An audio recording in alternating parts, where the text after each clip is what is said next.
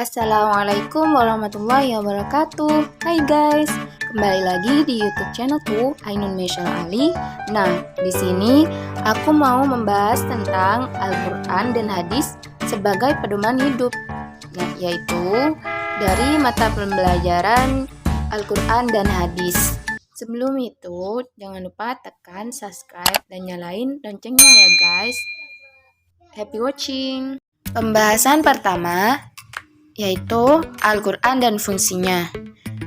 Nah, pengertian dari Al-Quran tersebut apa sih? Ayo, siapa yang tahu? Kalau masih ada yang belum tahu, oke, sekarang aku jelasin ya. Al-Quran menurut bahasa yaitu bacaan atau sesuatu yang dibaca berulang-ulang.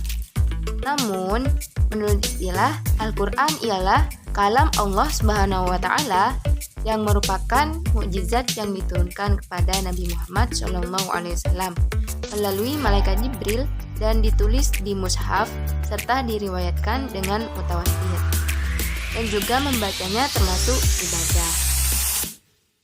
Nama-nama Al-Quran. Di dalam Al-Quran terdapat beberapa ayat yang menyertakan nama lain yang digunakan untuk merujuk terhadap Al-Quran itu sendiri. Berikut nama-nama Al-Quran. Di antaranya yakni Alkitab artinya tulisan, sebagaimana dalam surat Al-Baqarah ayat 2.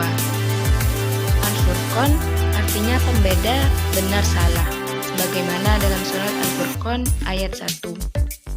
Al-Zikir artinya pemberi peringatan, sebagaimana dalam surat Al-Hijr ayat 9. Al-Mau'idah artinya pelajaran atau nasihat, sebagaimana dalam surat Yunus ayat 57. Al-Hukum artinya peraturan atau hukum, sebagaimana dalam surat Ar-Ra'd ayat 37. Dan Asy-Syifa yang artinya obat atau penyembuh, sebagaimana di dalam surat Al-Isra ayat 82. Fungsi diturunkan Al-Quran. Pertama, Al-Quran sebagai mukjizat abadi Nabi Muhammad SAW. Kedua, Al-Quran sebagai pedoman hidup atau minhajul hayah. Ketiga, Al-Quran sebagai pembenar kitab-kitab suci sebelumnya, yakni Taurat, Zabur, dan Injil. Keempat, Al-Quran sebagai media ibadah. Pembahasan kedua, hadis dan fungsinya. Pengertian hadis. Secara bahasa, hadis berarti baru, dekat, kuasa, atau berita. Sedangkan menurut istilah, hadis adalah segala sesuatu yang disandarkan kepada Nabi Muhammad SAW, baik berupa perkataan, perbuatan, dan ketetapan beliau. Fungsi hadis. Nah, hadis di sini memiliki 3 fungsi, yakni yang pertama, sebagai penjelas dari Al-Quran yang masih bersifat umum. Kedua, sebagai penguat hukum-hukum yang terdapat di dalam Al-Quran. Dan yang ketiga, hadis sebagai syariah.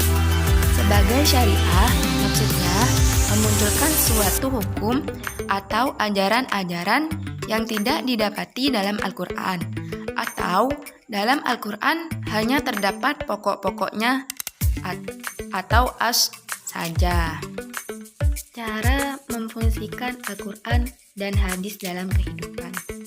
Pertama, meyakini dan memahami bahwa Al-Quran dan hadis adalah ajaran yang sempurna. Kedua, menerapkan hukum Al-Quran dan hadis dalam kehidupan. Kehidupan yang bagaimana? Nah, di sini ada kehidupan pribadi, kehidupan keluarga, kehidupan bermasyarakat, dan kehidupan berbangsa dan bernegara. Yang terakhir, yakni menyebarkan ajaran Al-Quran dan hadis.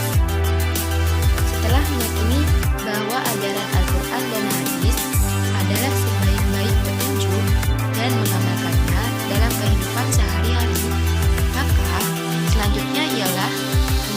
menerapkan ajaran keduanya. Nah, gimana guys? Setelah kalian melihat video tadi, aku harap kalian bisa paham mengenai Al-Quran dan hadis sebagai pedoman hidup.